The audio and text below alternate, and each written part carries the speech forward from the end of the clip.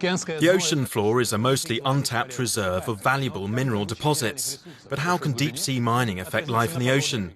To find out, we're joining a research cruise in the middle of the Atlantic.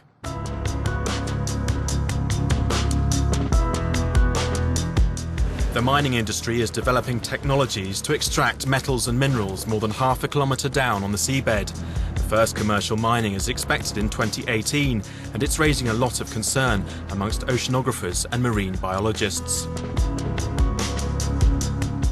Ian, when we talk about deep-sea mining, what exactly do we mean? Well, there are a number of deposits that are on the seafloor that people think may be exploited for commercial purposes. They're principally metallic, but also phosphates and methane hydrates for energy. There's a lot of interest at the moment, and there's a lot of investment going on. There are a number of projects that are going to be coming to fruition fairly soon. Scientists fear that mining will greatly damage such a fragile environment, although it's hard to be certain exactly how, since deep-sea ecosystems have been poorly studied. To learn more, marine biologists are researching how exactly corals react to damage associated with mining.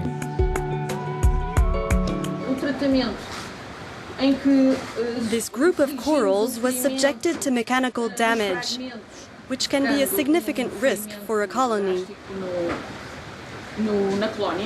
This other group has been subjected to copper pollution in a concentration that would be sufficient to affect their physiology.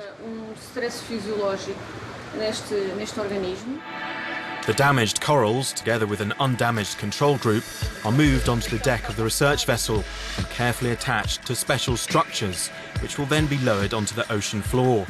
According to the World Wildlife Fund, about a quarter of the world's coral reefs are already beyond repair. This research is crucial, as corals are the basis of the deep-sea ecosystem. We need to understand how they will be affected, because the rest of the ecosystem depends on them. For this experiment, the research vessel is stationed over an underwater mountain which lies in the mid-Atlantic range, situated near the Azores Islands. The coral samples are deposited more than 200 metres deep at several underwater locations. At such a depth and lying in cold water without sunlight, the coral grows very slowly. The whole process is visually controlled with a remotely operated underwater vehicle. Within that experiment, we monitor the deployment of the corals, and then once they are landed vertically, we go along and cut the deployment ropes, make sure everything's clear, and just take a positional fix of the position of the landers on the seabed so they can find them when they want to recover them in months' time, years' time. This experiment should reveal exactly how coral responds to both mechanical and chemical damage in its natural environment. Although coral only covers about 2% of the ocean's bottom, they harbour about a quarter of all ocean species. In fact, coral reefs are sometimes referred to as the rainforests of the sea, and any data that can be gathered about them will be vital.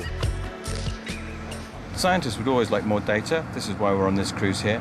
What we really need to understand better are the processes and the interactions in the deep sea and how they would respond to the mining activities.